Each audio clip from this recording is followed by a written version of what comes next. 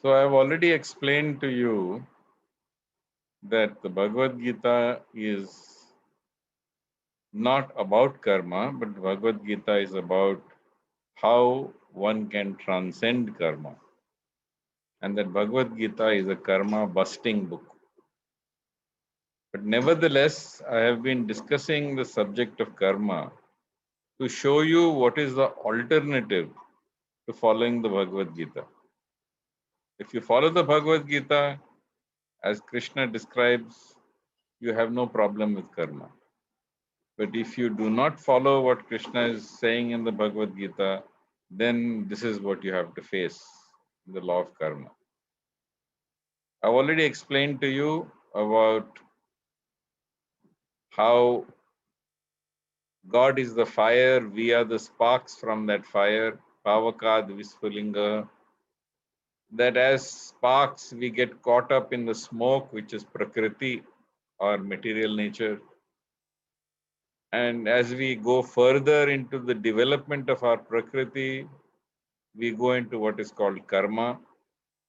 And when we move from getting entangled in Prakriti to turning away from Prakriti and moving towards the source, towards God, towards the fire, these sparks, these souls are said to be engaged in acts of yoga. So last time I explained the details of good karma, bad karma, how it acts, how you may try to do good karma but end up doing bad karma, and so on. I explained to you about instant karma, I explained to you about delayed karma. Now I want to talk to you about the other types of karma. One is what we call as manifest karma or prarabdha. Manifest karma or prarabdha is that karmic seed which has already come to fruition. That means you performed an act in the past, and that act created a seed, and that seed has now grown into a tree, and you are enjoying or suffering the fruits of that tree. That is called prarabdha. So if you are born a man or you are born a woman, that is your prarabdha. You are born into a wealthy family, in a middle class family, or into poverty, that is also your prarabdha. Nothing is an accident. Everything has taken place by the law of karma. And the actions you have performed in the past have borne fruits in the present. So the genome that you were born with, which says heart disease at this age, cancer at this age, so on and so forth, your package of diseases that come with your genome, this is also your prarabdha. So prarabdha is something that has already come to pass. It is something that is beyond changing because it has already occurred. If you're born man or woman, sure, you can undergo a sex change operation. But that prarabdha is very difficult to change. There are various types of prarabdha which have come to pass. And there is what we know as purusharth, or how we overcome prarabdha. For example, it is described that some prarabdha is like dust on a mirror, or some prarabdha is like smoke on a fire, and you can blow the smoke off the fire. You can wipe the dust off the mirror. So purusharth can overcome prarabdha. There is another type of prarabdha which is more difficult to remove. It is like the dirt on your bathroom tiles, which even when you scrub and rub with a toothbrush, it doesn't come off. So you have to use bathroom acid. and that acid will bring about dissolution of that dirt and clean your bathroom. So also there are certain things in the world which are your prarabdha and very difficult to change. But if you put in a lot of effort, that effort may ultimately be rewarded. Similarly, you have prarabdha, which is like a glass of very sour lassi. No matter how much sugar you put in it, that sourness will not go away. So what do you do with that kind of prarabdha? It can be diluted. So you take the lassi, which is very, very sour and impossible to take away that sourness, and you make it into chas. You put that lassi into a bucket of water or several buckets of water until the taste becomes bearable. This way, even the worst prarabdha can be mitigated to some extent. Please understand that. In the Yoga Vasishtha, it is described that Purusharth and Prarabdha, effort and what has become your destiny, manifest destiny.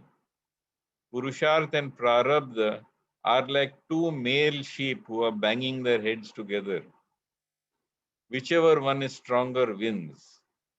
So if your Purusharth is strong, then Purusharth will win.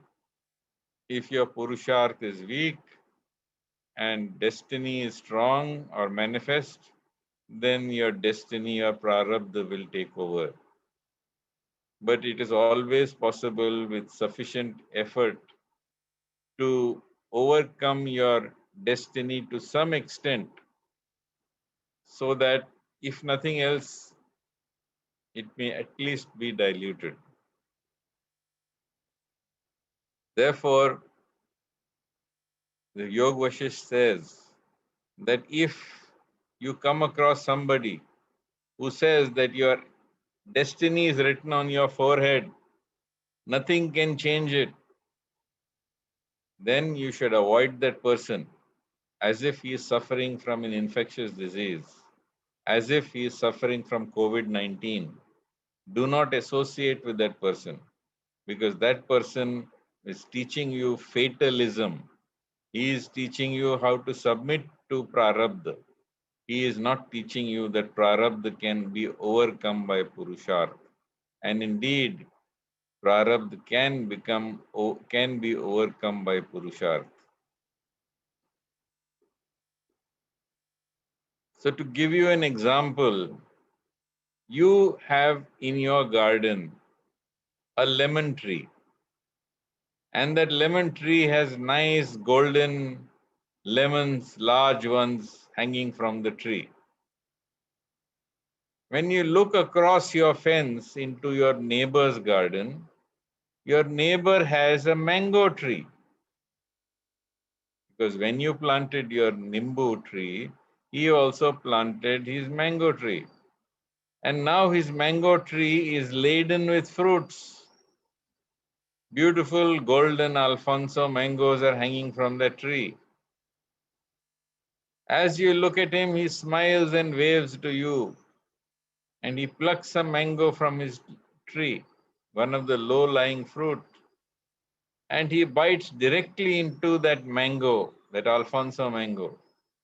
And you can see the golden juice running down his chin as he closes his eyes, and you can see the bliss on his face as he bites into that mango.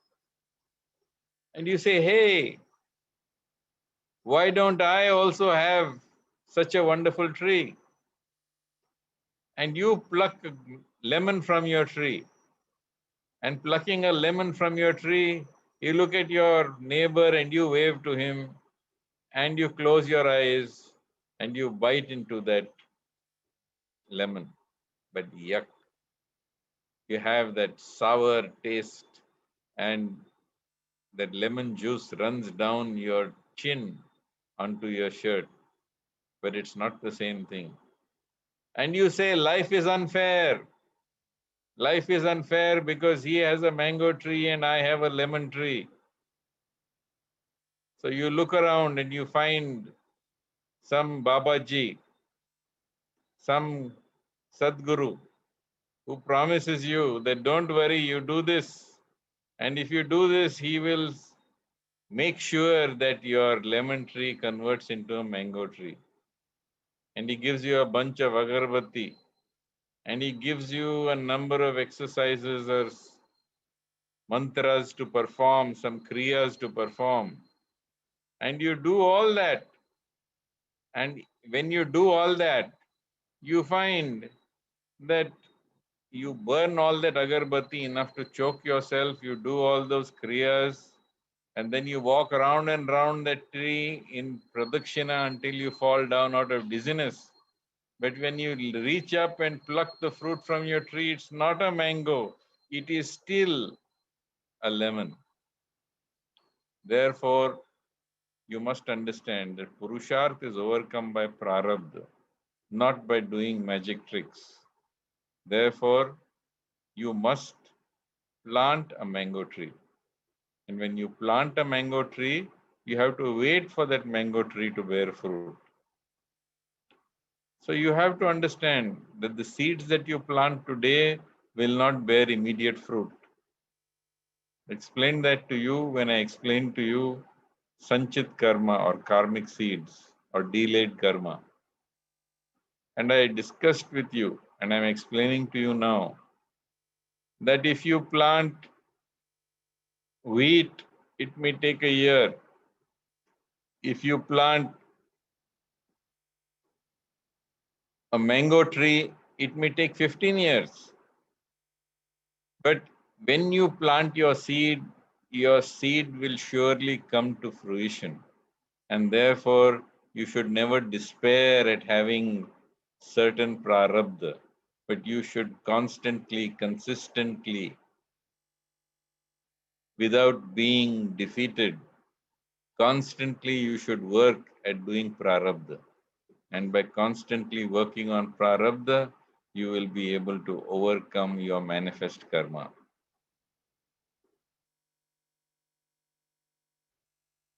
But of course, as I have been explaining to you, what you are striving for might not always turn out to be correct.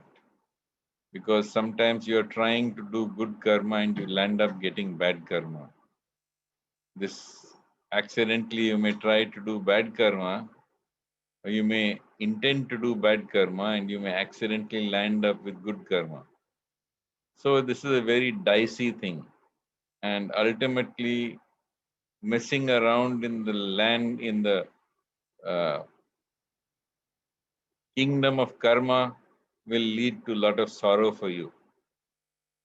Therefore, Krishna says that one must learn to transcend karma, and all action should be done not for the fruit or the karmic fruit, but they should be done for pleasing God. Yagnartharth karmanonyatra loko yam karma bandhana tadartham karma kaunteya mukta sanga samachara. All actions you perform as a sacrifice to please God. Yagnarthar. Yagya means not for me. Idam na mama. Idam na mama. Not for me, but for you, God. So those actions which are performed for God, such actions are free from karma.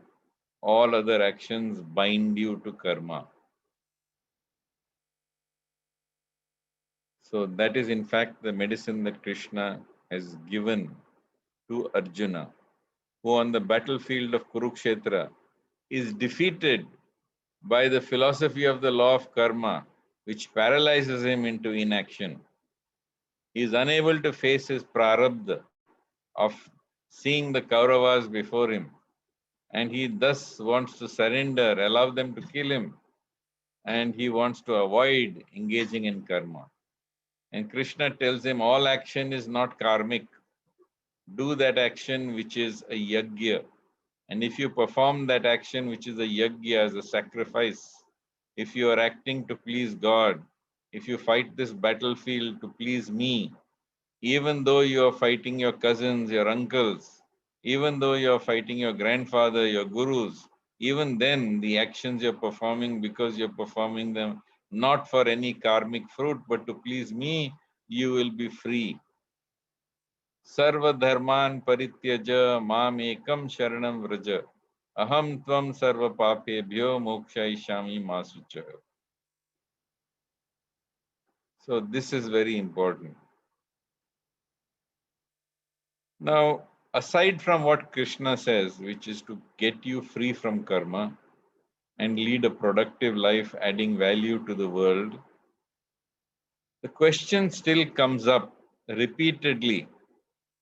And that question that repeatedly comes up is,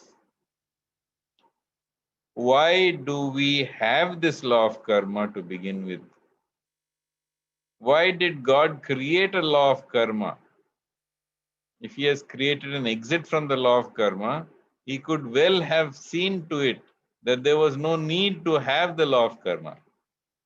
So when Krishna created the law of karma, why did he create this law of karma?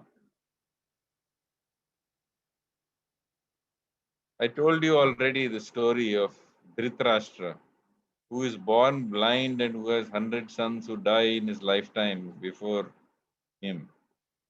And he, at the end of the battle of Kurukshetra, he asks Krishna and says, Krishna, what did I do in order to have all these people born as my sons and then perish in my lifetime?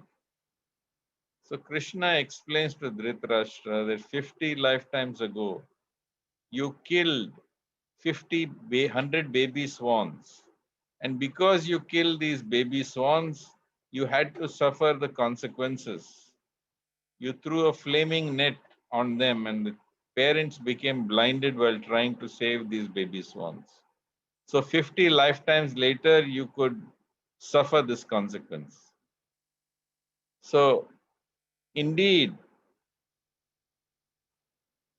Dhritarashtra turns to Krishna and says, why did I have to wait 50 lifetimes? Why couldn't I not have experienced it the same lifetime or the next lifetime? So Krishna explains to him that before you can have the bad karma of losing 100 sons, first you must accumulate enough good karma to have 100 sons. So for 50 lifetimes, you went childless, accumulating good karma for 2 sons each lifetime. And finally, when you had enough good karma for 100 sons, then 100 sons could be born to you. Then you could be born blind, and then you could suffer the loss of these sons in your lifetime. So the question comes, why does this law keep on occurring? And I remember my late dear father saying that, well, I heard your lecture, but when I heard your lecture, it struck me that, well, Krishna was there to explain to Dhritarashtra why he had to suffer like this. But who is there to explain to me why I am suffering in this life? So I had to explain to him that in truth, it doesn't matter whether anyone explains to you or doesn't explain to you why you are suffering. It is very important for you to understand that when you get mixed up in Prakriti, when you get mixed up in this world, if you are not divinely situated, you must suffer. This is a guarantee. Krishna in the Bhagavad Gita speaks of this world as Dukh Alayam Ashashvatam, a place of misery where everything is temporary. He goes on to say that this is Anityam Asukham Lokam, a place where nothing lasts and where you cannot find lasting happiness. And then he tells Arjun that Janma Mrityu Jara Vyadhi Dukha Doshanu Darshanam, that birth, death, old age, disease, fault, misfortune, unhappiness, all these are guaranteed to you. Arjun, look around you. Look around you. And much, much later, the Buddha said the same thing. He said, this world is a place of suffering. The essence of life is suffering. For birth is suffering, death is suffering, old age is suffering, disease is suffering. To be parted from someone you love is suffering. To be forced to bear the presence of someone who irritates you beyond measure, that is also suffering. So indeed, this world is a dukhalayam. And because this world is a dukhalayam, so that you may realize it, this complicating, convoluted law of karma exists. In short, you are not in heaven right now, my friends. You are in this world, which is a prison house of suffering. Yes, you may say, I'm not suffering that much. I have things pretty good for myself. And yes, even in prisons, there is an A class jail, there is a B class jail, and there's a C class jail. This I noticed very long time back when one of the lecturers in City College was imprisoned for being involved with the Khalistan movement and for being engaged in terrorist acts. At that time, the newspaper wrote that he has been put in an A-class jail because he is an educationist in a city college. So I realized, oh, there is an A-class jail also. And it struck me that yes, in this world there is A-class jail, in this world there is B-class jail, in this world there is a C-class jail. To give you an example, there are people who are suffering.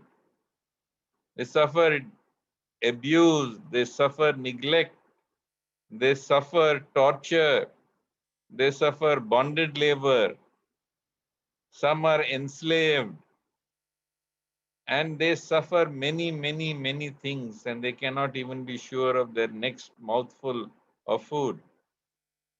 These people are in a C-class jail. Then there are people who are reasonably comfortable. And these people who are reasonably comfortable have to work hard, yes. Life is not fun and games, yes. But still, they struggle, they work hard, and they're so busy working hard, they can't enjoy life too much. And they are in a B class jail. Then there are people who are in an A class jail. In this A class jail, they have enough money to enjoy.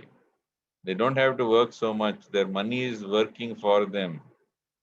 They're able to enjoy the delights and pleasures of life. And they're able to get away by bribing, by corrupting, by stealing. And they think they're very good and very comfortable because they have enough money, they have reasonable health, and their only obsession is how can I increase my lifespan? How can I resort to measures which will keep on increasing my functional life so that I can continue to enjoy my wealth? But even those who are in A-class jails are still in a jail. They're still in a jail. Therefore, imagine that there are people in C-class jails, in B-class jails, and A-class jails. C-class people are trying to get into B-class jails. B-class people in B-class jails are trying to get into A-class jails. But nobody is trying to figure out how can I get out of jail?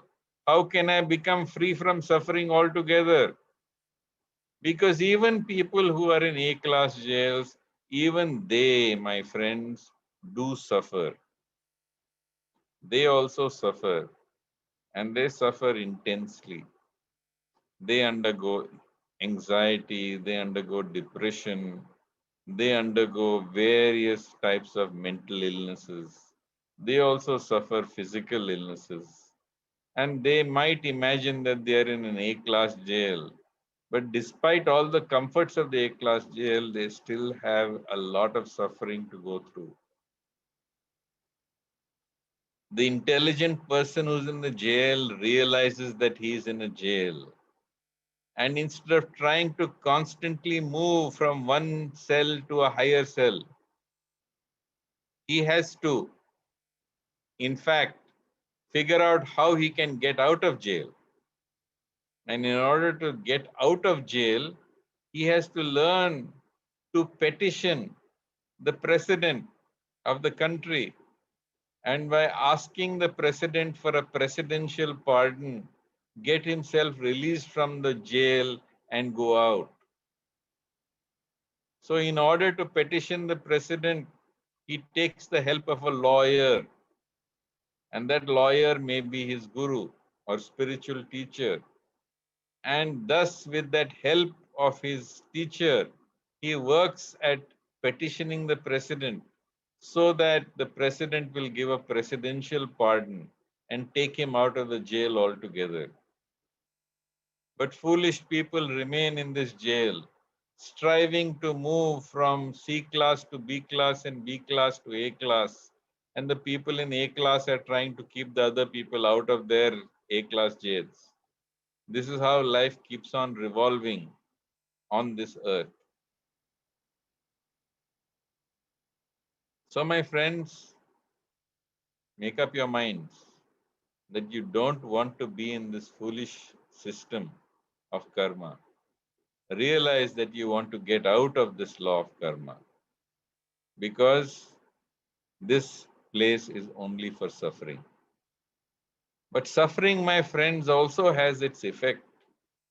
Suffering purifies a person. For people who have been self centered all their lives, suffering makes them sensitive to suffering in general, not only to their own suffering, but having suffered, they become sensitive to the sufferings of others. They become other centered, they become more compassionate, they become more altruistic because indeed suffering purifies a person. Just like gold, when it is impure, is put into the fire, and having been put into the fire, that gold is purified.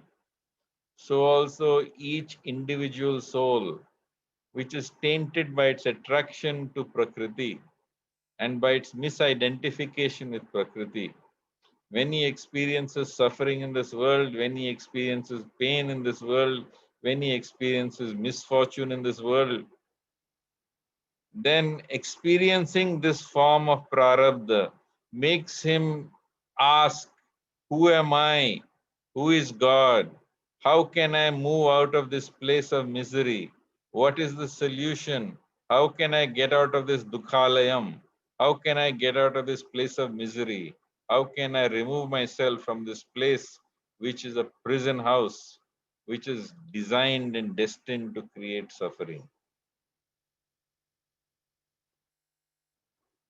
So, the purpose of suffering is to learn to realize that you have to go beyond this place of suffering.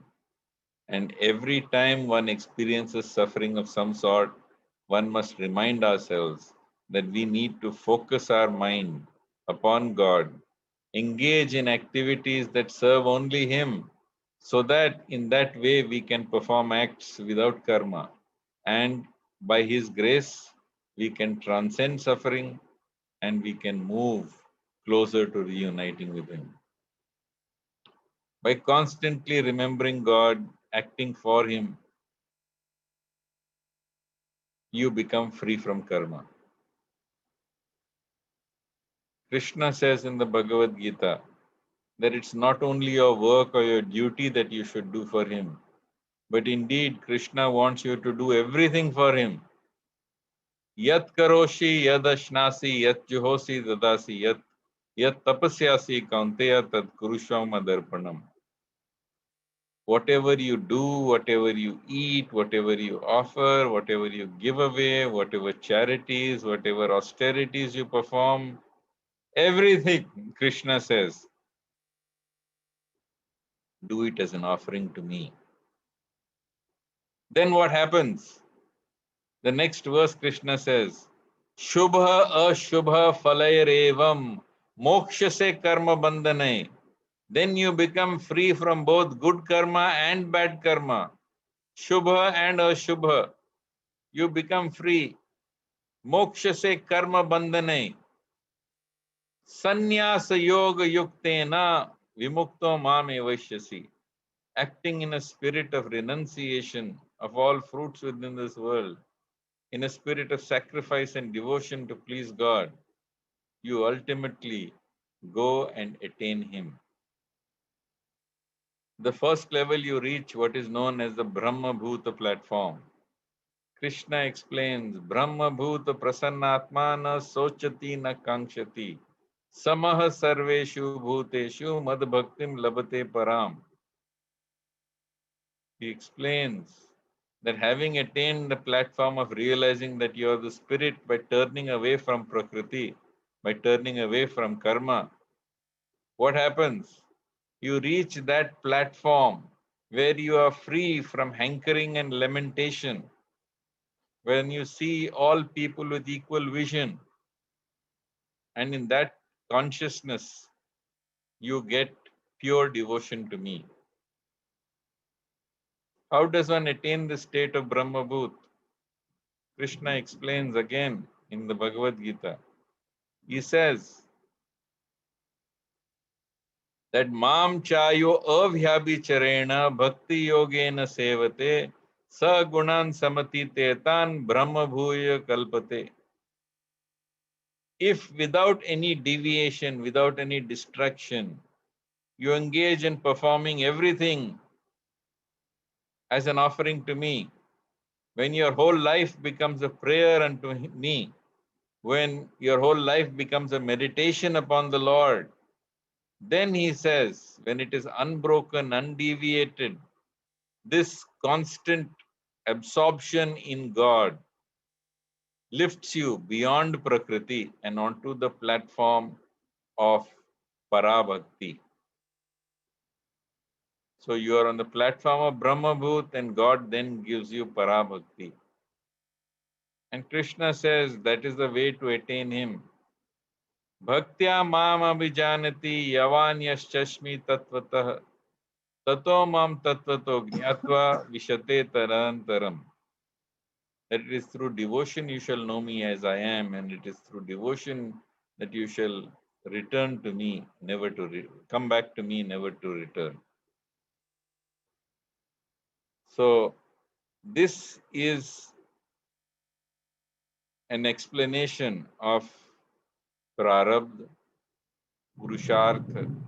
It's an explanation of why suffering exists, that this world is a place of suffering, which is a dukhalayam or shashvatam, where birth and death and old age and disease and fault and misfortune are all guaranteed to you. It's a rigged game. You can't win by trying to practice the law of karma and trying to do good karma and miss out on bad karma. It's like foolish people who go to the casino and they think that by going to the casino they will come out the richer for it. But the casino is rigged. It is rigged so that the owner of the casino makes the money. And it only appears that once in a while some people appear to win, but the real money is made by the casino owners. So also in this law of karma, the karmic casino, you think that you are doing good, but ultimately you will end up doing evil or bad karma. And you constantly meet with suffering one after the other until you come to that realization that Arjun had, that, hey Krishna, I'm confused, I'm bewildered, I'm defeated by this karma. I want to become free from karma. Guide me and tell me what I should do. And then, following the instructions of Krishna, performing his actions as a sacrifice, becoming free from karma, you would land up on the platform of Brahma Bhut and ultimately undertake the path of Parabhakti, returning to him. Brahma Bhut can be attained on two levels. One is Jivan Mukti, when you are consciously on the level of realizing that you are the individual soul. and the next level, which is called Videha Mukti, which is when you leave this body. And when you leave this body, you transcend suffering and you transcend the cycle of birth and death, and you return back to God. So I think I have already covered a good deal. If there are any questions, I'd like to take them now. Yes. Thank you so much, Dr. Nagarkati, and good morning and welcome all of you. Dr. Nagarkati, you've kind of explained the concept beautifully, but one, wonders that, and we've got a lot of questions pertaining to the same thought that if good karma is done just for the sake of attaining good karma, does it fall null and void? Now, good karma could land up with your doing bad karma. Good karma could land up giving you some good in return. But why don't you do good to your fellow human beings? Why don't you do good in the world? But do that good not to get good karma, but do that so that you are making an offering to God. So do the same action which is good, but do it as an offering unto God, not so that you will enjoy something. Right. Another question that we have, Dr. Nagarkati, since nothing happens without God's consent, how should one learn to determine where Purushartha should stop and one should accept one's prarabdha? See, Prarabdha, to understand Prarabdha, you should go to the village and you should see a bull. The bull has a ring through his nose. And through that ring, they tie a rope. And that rope is tied to a peg, which is driven into the ground. So the bull now is tethered to the peg.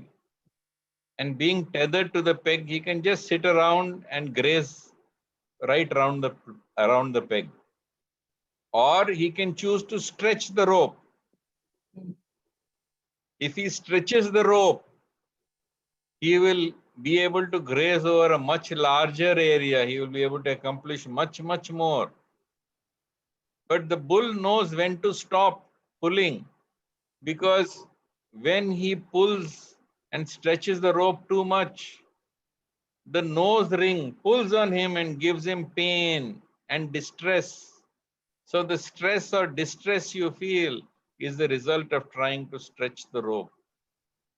So you have to work in such a manner that there is eustress or good stress, but not enough so that there is distress, which is bad stress. So prarabdha, you can stretch your prarabdha. As I already explained to you, there are various ways of overcoming prarabdha.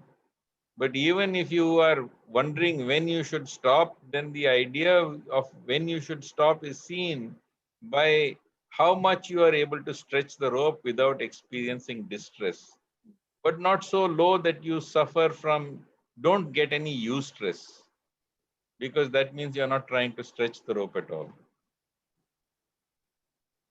Right.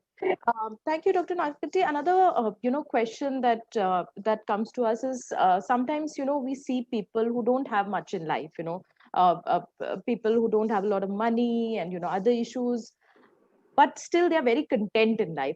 On the other hand, we see people who are on the outside, they're very well off, they're rich, they have all the luxuries in life, yet they suffer from issues. They're not content in life. So is that the law of karma, coming into play, despite the fact that there is a lot of disparity in the way they lead their lives? See, suffering is guaranteed, whether you have little or whether you have a lot. The only way you can transcend suffering is by transcending self.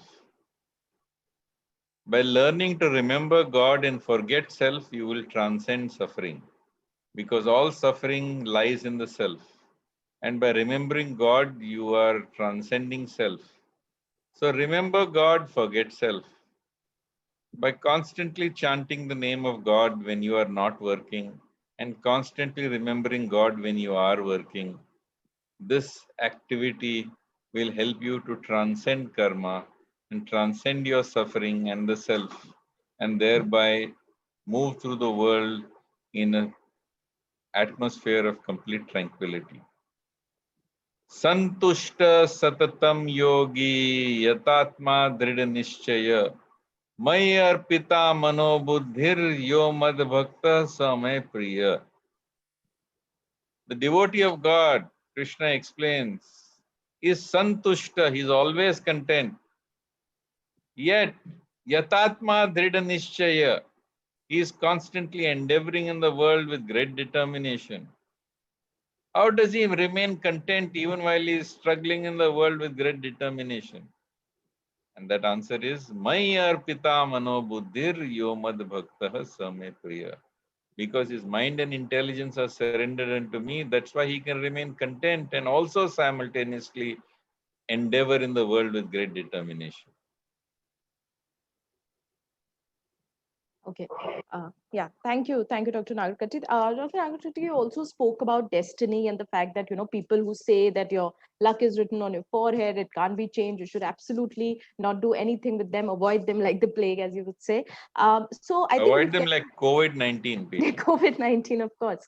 But of course, a lot of people are saying that how does one really, dilute one's destiny? I mean, I'm quoting you. You said one can actually dilute their destiny. And of course, you partially answered this question also. But since a lot of people are writing in about the same thing, so I thought I'll ask it also. So keep your mind on God. Keep your mind on God by doing your work, constantly offering all actions to Him. When you are not working, keep your mind on God by chanting His name.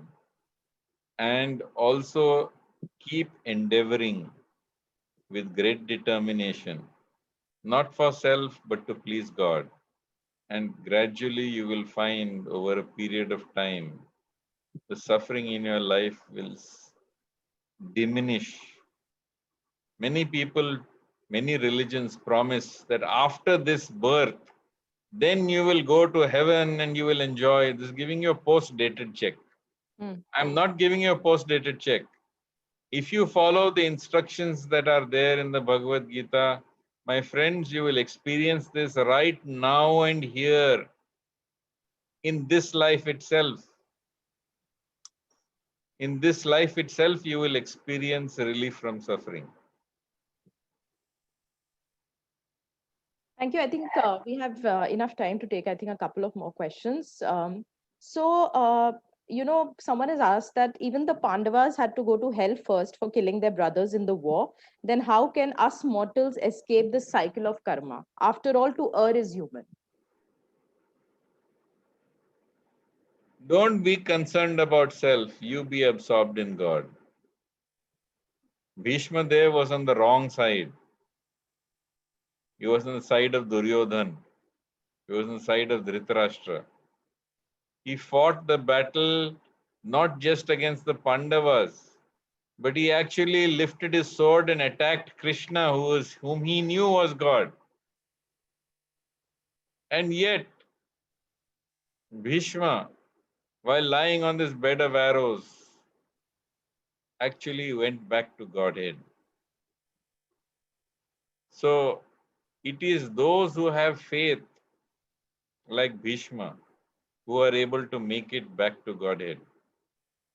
Those who don't have faith, they will meet with obstructions. Ashraddhadana purusha dharmasyasya parantapa aprapyamam nivartante mrityu sansara vartmani. Those who have no faith, they cannot continue on this path and must return to the cycle of birth and death. Shraddhaval labhate jnanam tat parat samyatindriyah jnana labdva param shantim acharenadi gacchati. Those who are full of faith, they are given transcendental knowledge. And with this divine knowledge, they attain perfection and return to the supreme destination. So faith is the key. Faith is the key, and there are only two rules. One is always remember God. The second rule is never forget Him. This is the rule, this is described in the Vishnu Puran. Smartavya satatam Vishnor, Vismartavya na jatuchit, Sarve vidhe nishedesyor, etayor eva kinkaraha. There are only two rules. Remember God, and the other rule is don't forget Him. And all other rules are all secondary to these two rules.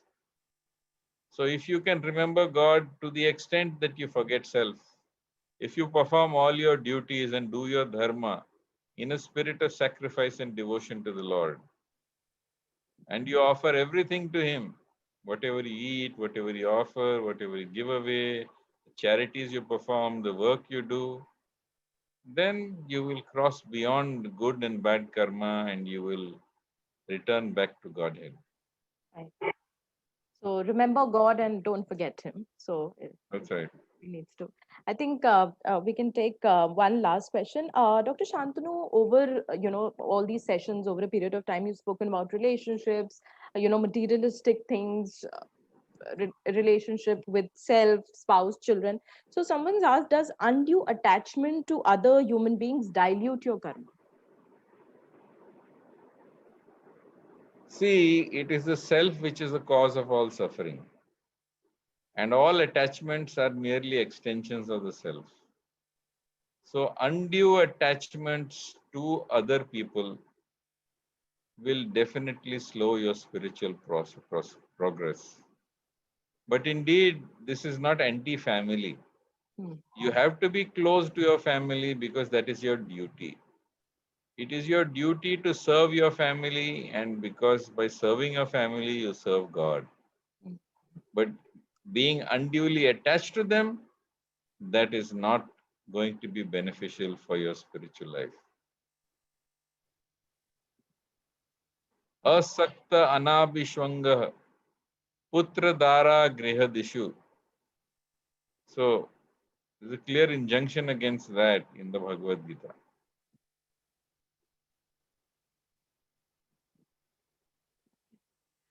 Thank you so much, Dr. Shantanu. We've taken a lot of questions today, and I think a lot of questions have been answered even from the last week.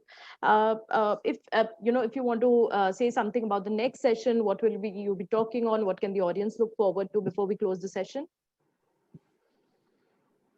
Well, I was hoping that from seeing the questions that came to me, I would decide what the next session would be. So if you have any further questions, then we'll see. I've still got to cover many things. Okay. Like I have to cover different types of yoga, or what are the different types of yoga that are described in the Bhagavad Gita. I've also got to describe each of these yogas individually. What is Karma Yoga, what is Bhakti Yoga, what is Jnana Yoga, what is Dhyan Yoga, etc. Then there are other things to cover about human beings, especially in times of pandemics like this, are obsessed by the fear of death. So how do you become free from the fear of death? So that will be a separate subject that we will cover. So like this, there will be other topics which will be covered in the Bhagavad Gita, which I need to integrate with this current series.